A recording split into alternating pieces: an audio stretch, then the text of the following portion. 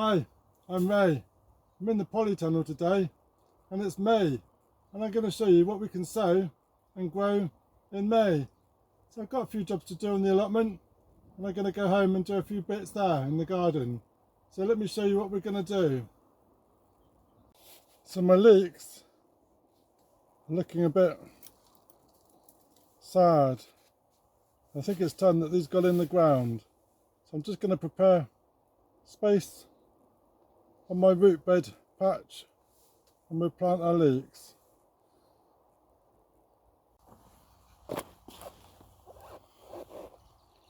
So I'm dibbing my holes, and these are around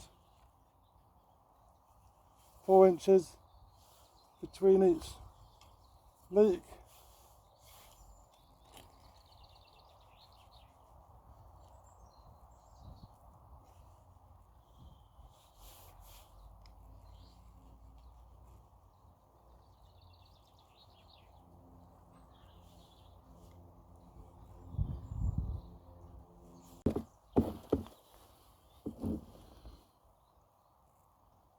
We get our leeks,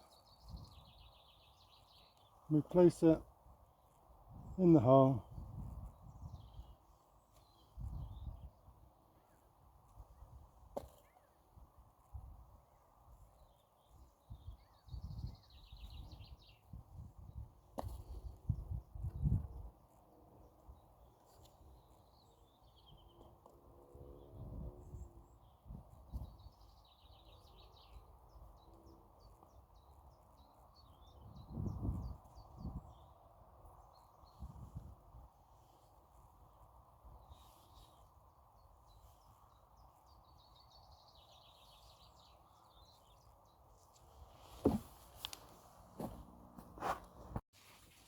So we take our leeks and we just separate a clump,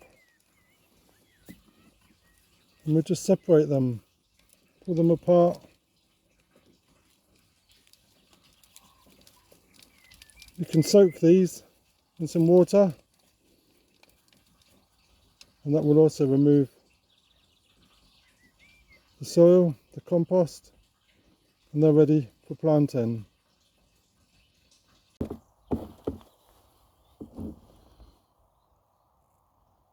We get our leeks, we place it in the hole.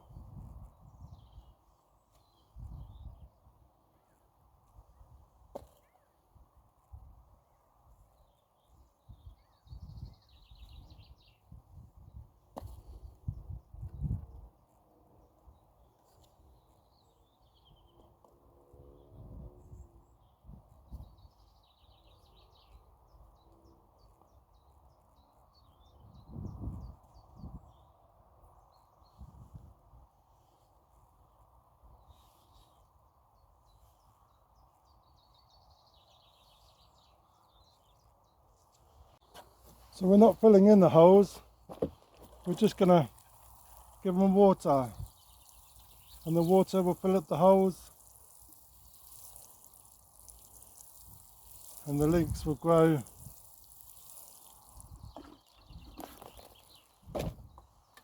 There we go.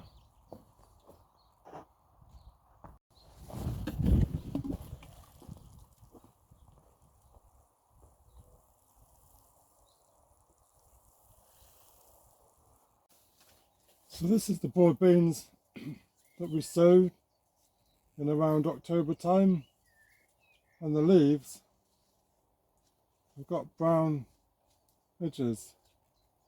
Not quite sure why that is. We haven't got any black fly on the tips. We have got some ants crawling around.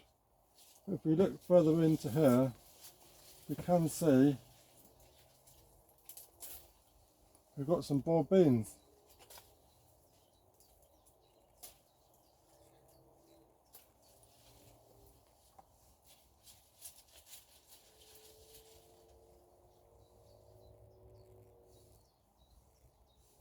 If we have a look,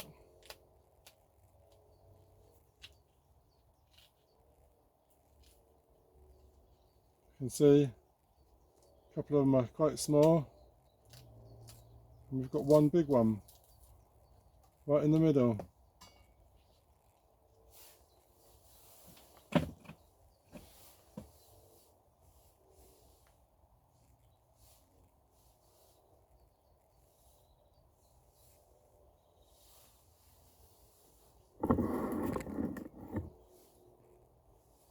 So I might as well give it a taste test.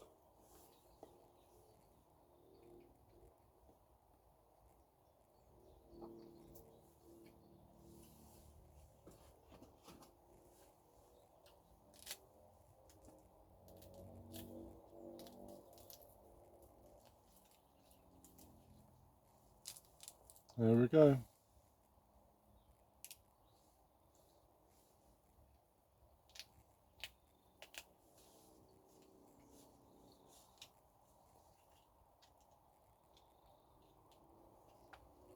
So I'll leave the rest on there to grow a bit longer, and hopefully we'll look up why these beans are so brown. If you get any left over, why not stick some in a bucket? Grow your leeks in a bucket.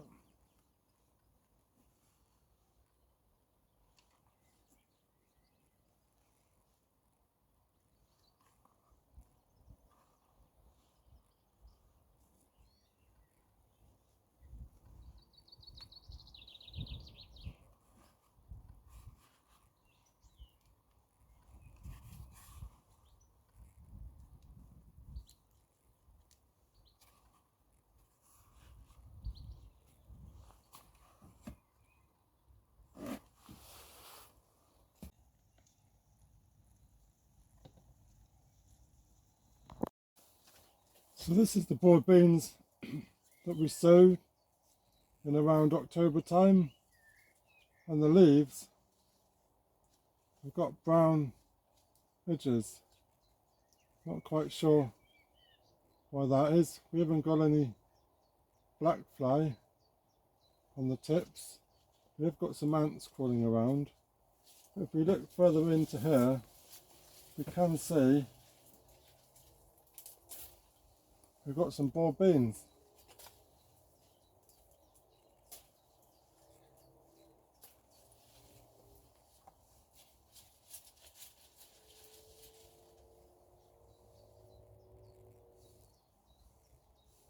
If we have a look,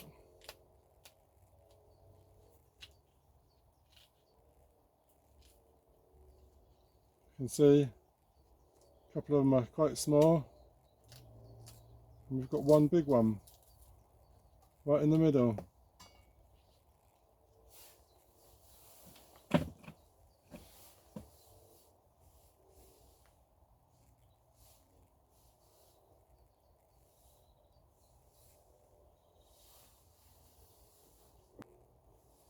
So I might as well give it a taste test.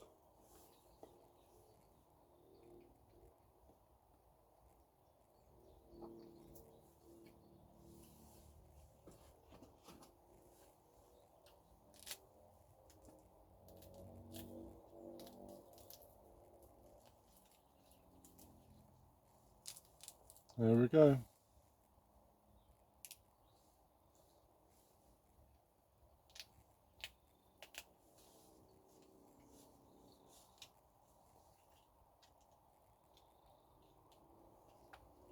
So I'll leave the rest on there to grow a bit longer, and hopefully we'll look up why these beans are so brown.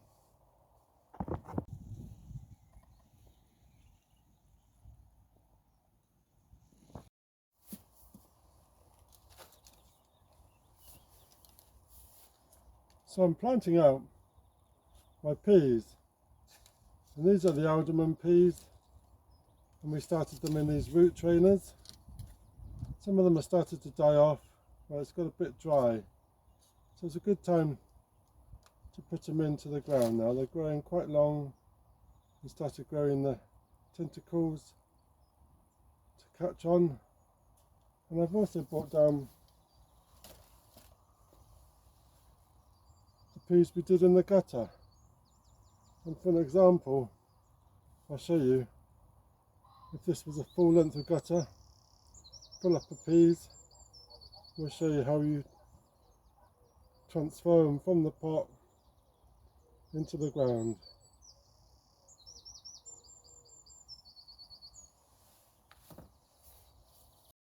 So I do like alderman peas, and I'm using this big long fence that goes from one end all the way to the other end. And alderman peas, they can go up to 6 foot tall, so the fence is about 6 foot tall, so they can grow up to the top quite easy without having to pinch them off before they get to the top, and hopefully we'll get a good crop.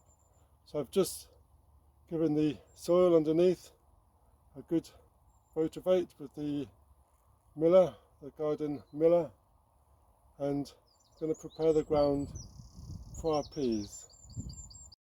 So this is the area where we're going to grow our peas, and if this was a full length of gutter, what we could do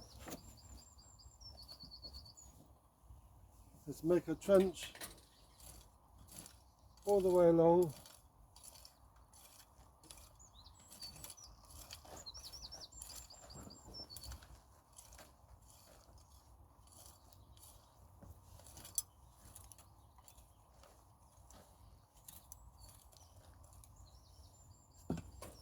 we get some water, we give the trench water,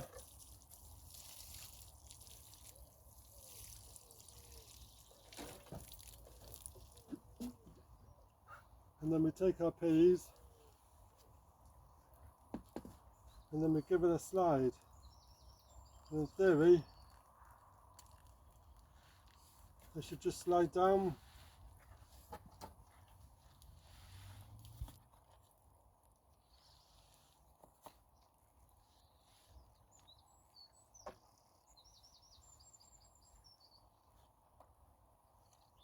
And if it was a long length, we'd carry on all the way along.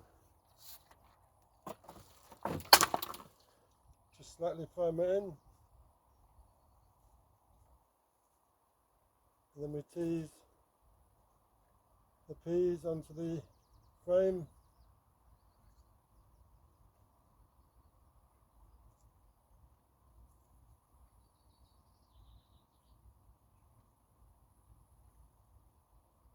The little things to catch on, and then they can go out the frame.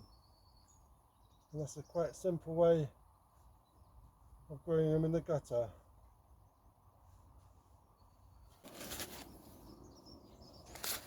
The other way we grow our peas is in these root trainers, and if we undo the packet we can see nice long roots, and these can be individually potted in straight as it is.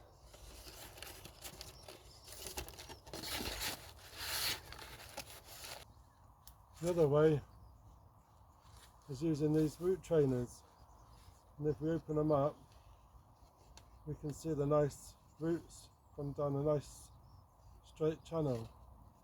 So to plant these we can use a bulb planter, make a nice deep hole, give it a water, and we can place our roots straight into the hole.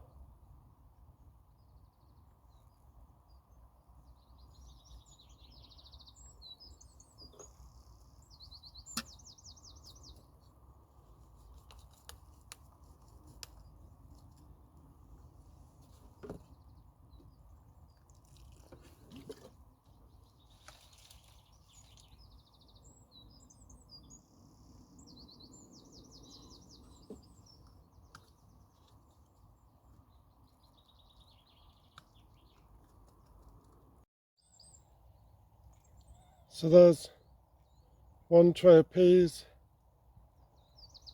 and then the guttering section of peas all planted. But we will give these a cover because the pigeons do still like to munch them. So I'm just going to find some netting and just cover them over.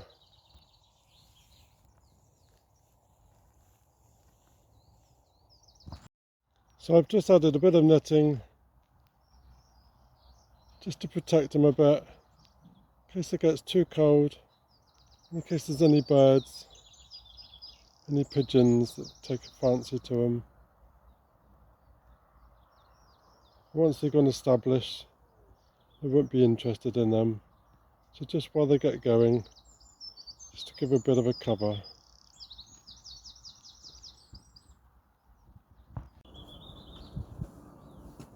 So now the first part of the sowing of the Allotment peas have gone out into the allotment. We're now doing a second crop. Now the trays are empty, we're just growing a second batch.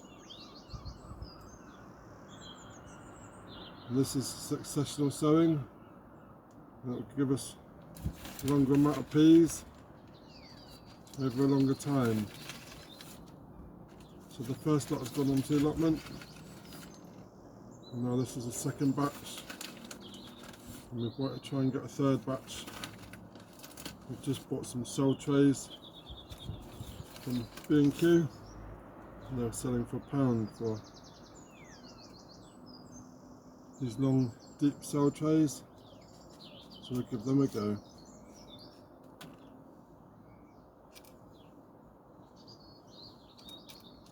So this is the second batch of peas going in, and I'm just going to cover them with the compost, and these are going to go back in the greenhouse and grow on again.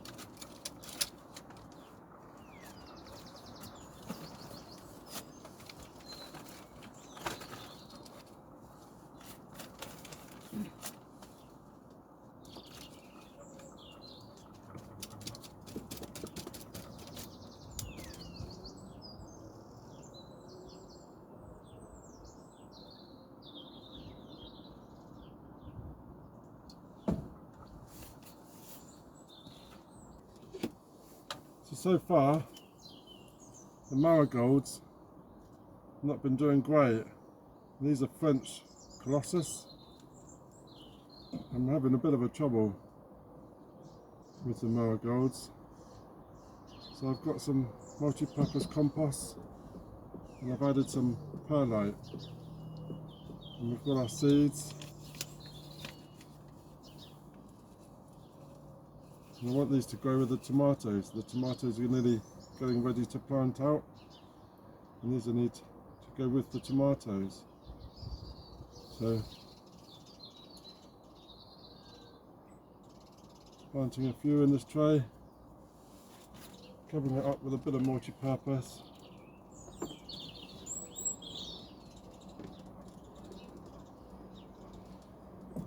Give it a water. And that's going to sit into the greenhouse.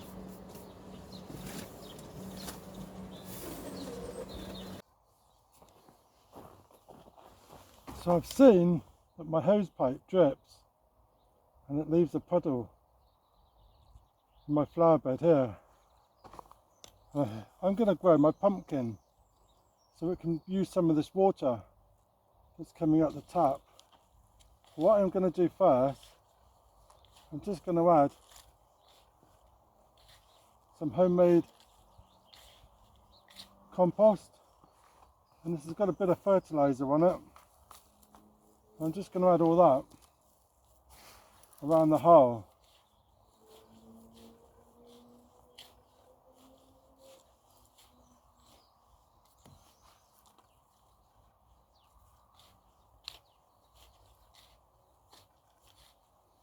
And this is our pumpkin, and this is a giant pumpkin.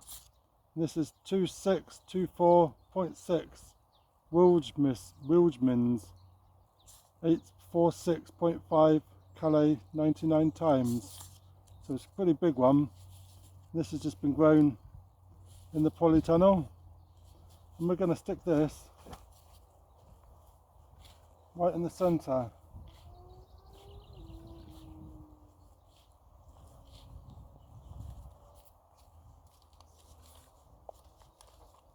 Okay, we can see we've got some quite good roots. and we're going to plonk that right in the middle.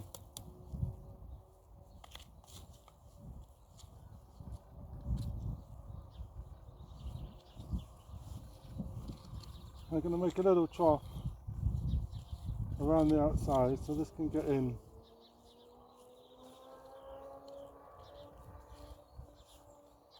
And while it's a bit windy, I'm just going to protect it with this little flower pot, just to give it a bit of protection, just to keep it away from the cold wind. Should be okay, but just for precaution. And hopefully now when the hose pipe leaks, it's also going to give my pumpkin a water. So I've allocated most of this bed for the giant pumpkin up to around here, and it can grow all around here. We can even get some water from the polytunnel to water it. That would be a great idea. Automatic watering system to the pumpkin.